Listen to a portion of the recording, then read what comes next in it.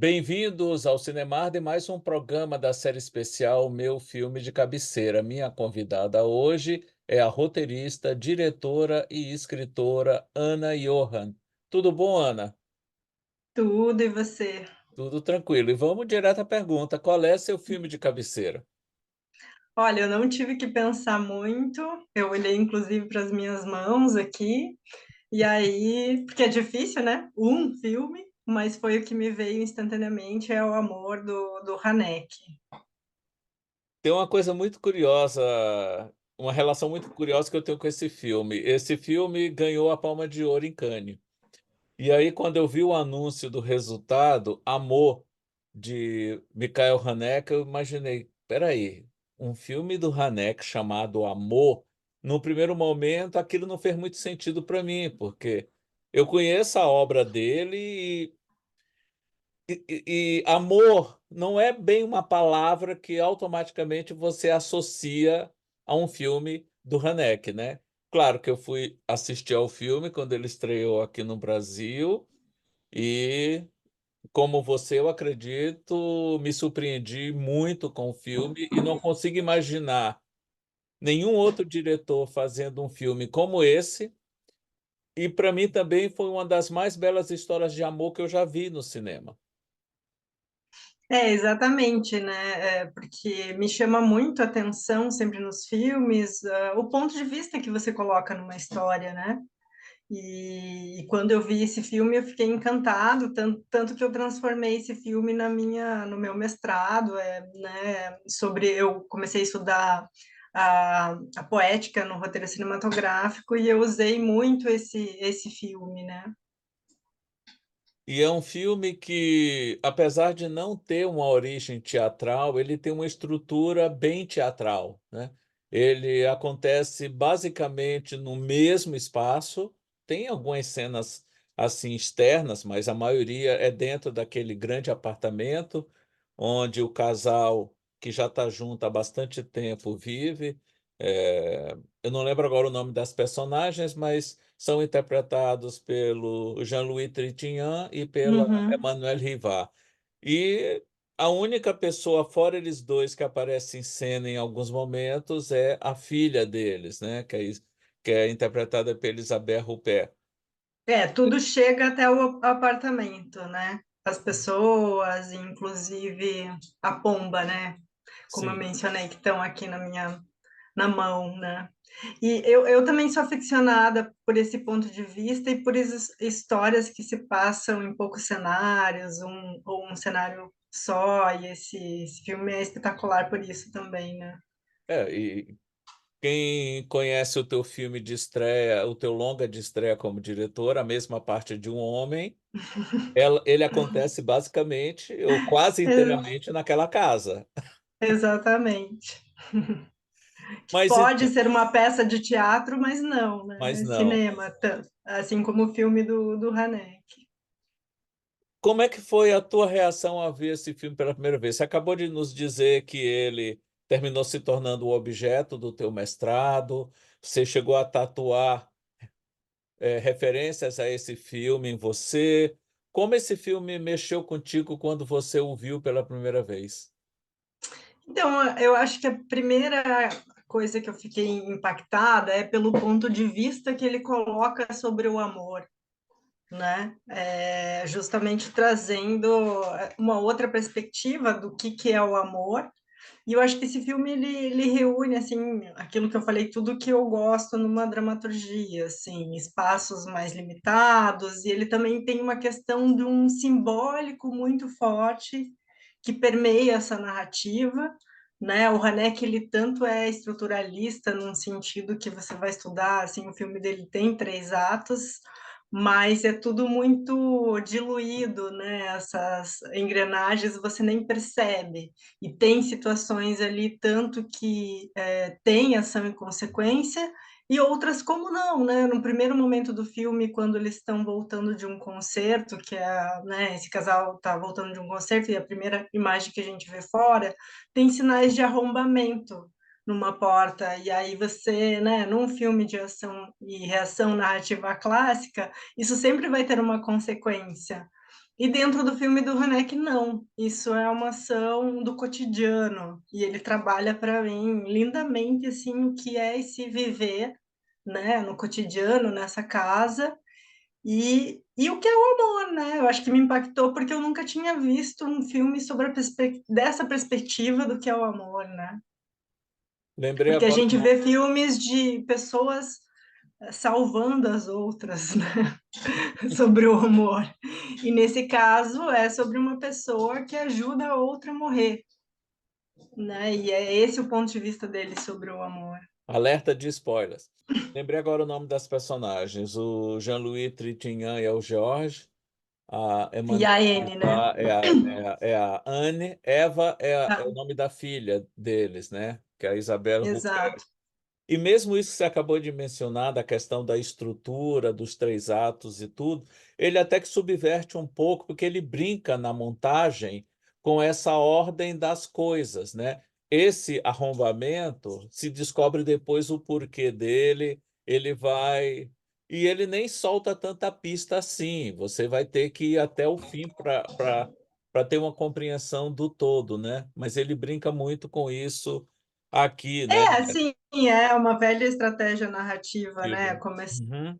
final e você, né? Porque a gente já vê ela morta, mas ao mesmo tempo também não é uma imagem simplista, né? Porque você vê uma mulher morta adornada por flores e no seu quarto, né? É como se fosse um funeral no quarto, então já não é uma imagem muito comum. Então essa imagem a gente quer segui-la para ver, né, o que que aconteceu e como ela terminou nessa imagem, né?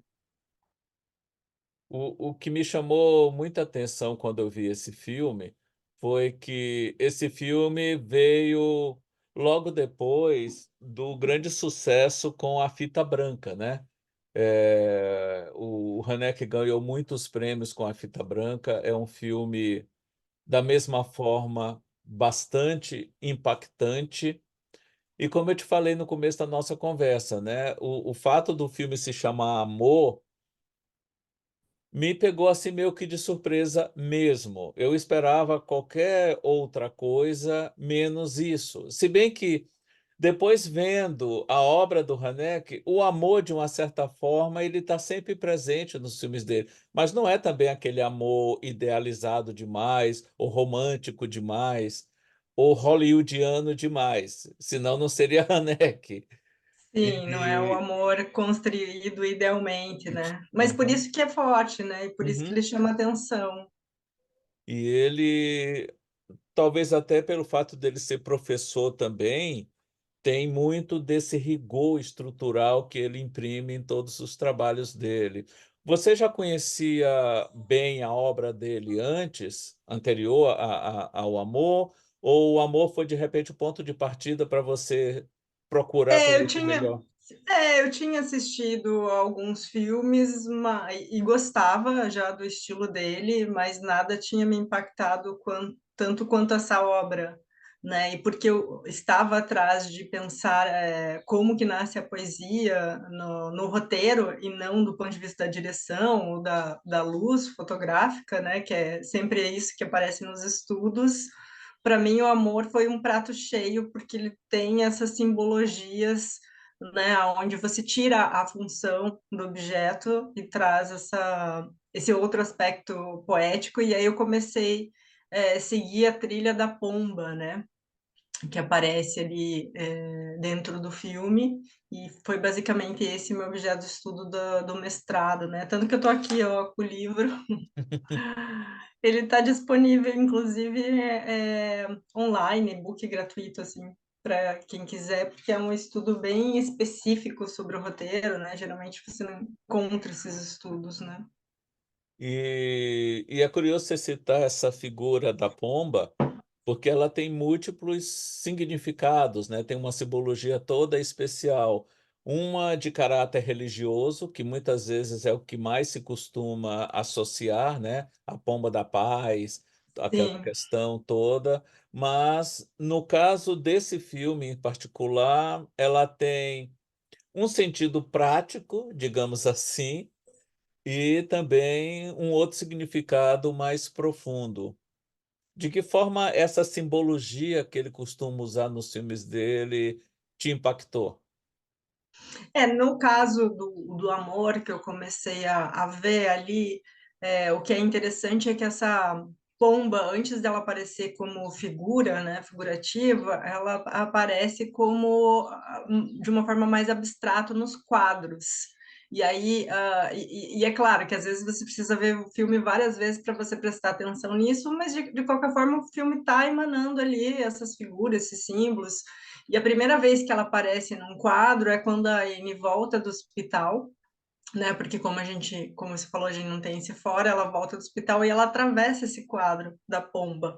E aí tem outros quadros que a gente vai vendo, não só da pomba, mas de paisagem. É como se todas as paisagens e esse universo que eu entendo um pouco visceral e selvagem, ele está dentro do personagem, do apartamento e dentro, né, dos personagens, já quebrando essa expectativa que você falou, da pomba que traz paz, né? Essa mulher que atravessa esse quadro dessa pomba, ela vai viver dias de muita agonia, porque ela tá com uma doença irreversível que a gente só vai vendo ela piorando, né? E nesse sentido que esse casal começa a viver essa história, o George está bem e está ajudando a Anne, né? Depois da gente ver esse quadro, tem um momento que tem um alagamento, né? Que a gente não sabe se é um sonho, se é verdade, e aí aparece uma pomba. É a primeira vez que aparece essa pomba. E o George, ele espanta essa pomba, né? E no final, quando ele ajuda ela a morrer, que ela já está, de alguma forma, dizendo que ela não quer mais viver, né? Que ele faz aquele ato que é muita surpresa, né? Quando mostra em aula para os alunos, eles ficam, às vezes, chocados, porque se você não está preparado para esse ponto de vista, você entende que é talvez diferente, né? Que ele está matando ela, mas eu entendo que ele está ajudando ela a viver, porque é justamente ela não quer mais viver. E depois disso ele está escrevendo, não sei se lembra, ele está escrevendo uma carta para a filha, e aí ele escuta, assim, alguns sons, e ele está escrevendo sobre uma pomba que visitou ele, né? E ele fala que enxotou a pomba e que não foi tão difícil. E aí ele está escrevendo essa carta e ele vai ver essa pomba volta, ou é outra pomba, e ele pega essa pomba e ele acaricia, né? Então, é um objeto simbólico que remete à relação dele com a Anne, né, com a Anne, e o que que ele fez e o que que isso significa, né? E claro que eu acho que como todo objeto simbólico, ele pode soar diferente para cada pessoa, né? Porque eu fiz esse estudo e eu estou falando que é a referência para mim. Eu acho que ele é um objeto simbólico forte, inclusive quando você pode ter várias interpretações, né?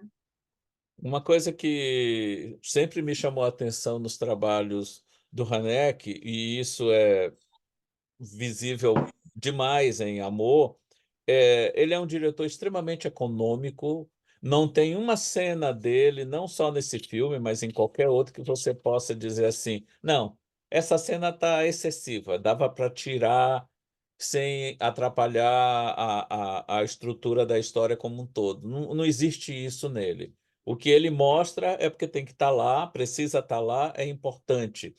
E nessa economia também, você vê, no caso do amor, sem que ele precise dizer nada, você, apenas por conta de algumas imagens que ele mostra, você percebe que aquele casal é um casal, digamos assim, culto, erudito, né? E Uhum, eles trabalhavam com arte, viviam disso, uhum, tinham uma vida muito confortável, economicamente falando. Você vê pelo apartamento deles, numa cidade como Paris, para ter um apartamento daquele, você tem que ter dinheiro. sim, E outra coisa é que é um casal que está junto há bastante tempo e que se ama muito. Tanto é que isso resulta num grande ato de amor, que é o que o Jorge termina fazendo com a Anne em decorrência da doença irreversível que ela tem. Você percebeu isso também? Isso chamou tua atenção? Sim, eu acho que eu sempre falo disso até nas aulas, que o simples ele é sofisticado, né? Porque às E é vezes difícil, né? e é difícil chegar a essa simplicidade, esse mínimo e essa minúcia, porque às vezes as pessoas partem de ideias muito grandes ou querem elaborar demais, mas a boa arte é sempre sobre aquilo que é específico, né? Tinha uma professora minha, Denise Araújo, no mestrado, que ela dizia assim, Ela que é minha era uma orientadora também. ah, ela fazia uma analogia sobre estudo de dissertação, de monografia, que eu uso muito para obra, que ela fala, as pessoas querem começar falando sobre o elefante, mas elas precisam falar sobre a pata do elefante, né? E eu acho que isso vale muito para a arte, né? Essa especificidade. Então, quando você consegue juntar essa especificidade ali com poucos elementos, uma história simples, você consegue aprofundar muito mais, né, do que se você queira falar sobre muitas coisas. Então, ali é uma síntese, né, do que é velhice, do que é o amor, qual era a relação desse casal, como tudo isso que você trouxe, né, que com poucas imagens ele traz esse status, o que eles eram, sem didaticamente estar numa conversa elaborando isso, né? E isso é a magia do cinema, né? É, você vê que não há diálogos expositivos na obra dele, né? Uma história como essa, eu fico imaginando, se caísse na mão de um diretor menos talentoso, ela seria explícita demais e explicativa demais, né? Não Ou teria a me piegas, né? para não dizer piegas, né? Não teria, de forma alguma, a sutileza que tem e muito menos não teria o mesmo impacto que essa história tem, né, porque eu acho que justamente a força dela vem justamente daquilo que não é dito, né, que você completa, como você falou, com a bagagem que você traz. Por isso que diferentes pessoas têm diferentes interpretações, mas no final acho que o que sobressai é o grande amor que une essas 2 pessoas. Sim, porque é sobre isso, né? É isso que está perpassando todas essas cenas, né? Mas é interessantíssimo, se a gente vê várias vezes, se vai relaborando, pegando ali esses objetos simbólicos, como que eu falei, os quadros, as pombas, né? E aí você vai ainda aprofundando mais, mas claro, também é uma história que ela se vale por si só, né? Você não precisa ser um estudioso de símbolos para você entender o ponto de vista desse filme, né? Mas claro que na medida que, como eu me interesso por dramaturgia, pela simbologia, pelo cinema, todas essas camadas elas acabaram aprofundando ainda mais a minha experiência, assim, né? Eu acho que o cinema ele tem que te dar uma experiência, né? Ele tem que te impactar, você tem que sair diferente, né? Que você entrou, você não é entretenimento, né? Aí você pode, assistir um filme e me divertir e tá tudo bem, né? Mas eu me encanto por esses filmes europeus, super filosóficos, existencialistas. Então eu saí desse filme assim, pensando muito no filme, né? Aquele filme que reflete na gente, que acaba ressoando sempre, né? Qual é o meu ponto de vista sobre o amor, né? O que eu penso sobre o amor, como eu elaboro esse sentimento, né? Então é um filme que ele traz perguntas que não foram feitas antes, né? Eu acho que um artista ele tem que olhar para esses lugares que não são tão óbvios e fazer essas perguntas, né? Inquietar. Ana, a conversa está muito boa, mas a gente já está chegando ao final. Quem quiser te acompanhar, conhecer mais dos teus trabalhos como diretor, ou como o caso do longa que a gente mencionou aqui, A Mesma Parte de um Homem, ou o teu livro, né, História para Matar a Mulher Boa, onde eu sei que você tem seu site, eu vou pedir que você passe aqui para a gente, eu vou deixar o link na descrição desse vídeo, mas esse momento é seu. Quem quiser acompanhar teus trabalhos, conhecer um pouco mais sobre você, onde procurar? Então, pode, né, tem o meu site, que é o anajohan.com.br, tem meu Instagram, que eu estou sempre também movimentando e publicando sobre os lançamentos, e também gosto bastante de falar sobre dramaturgia, O longa agora está disponível na Globoplay e alguns lugares para alugar, e o História para Matar Mulher Boa está disponível em algumas livrarias e sites.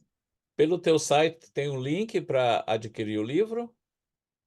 Tem, mas está esgotado nesse momento na editora, porque o link é o da editora, eles estão até para fazer uma reimpressão. É melhor jogar no Google e ver onde que está Disponível. disponível. Então tá bom. Te agradeço pela conversa e até o próximo Cinemarden. Ah, eu que agradeço. Obrigada, Mari, pelo convite e pela conversa. Mais qu'est-ce qu'il y a? Qu'est-ce qu'il y a?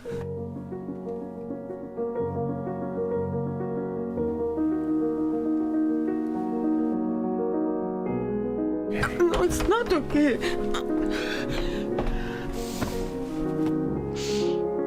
Qu'est-ce qui se passe?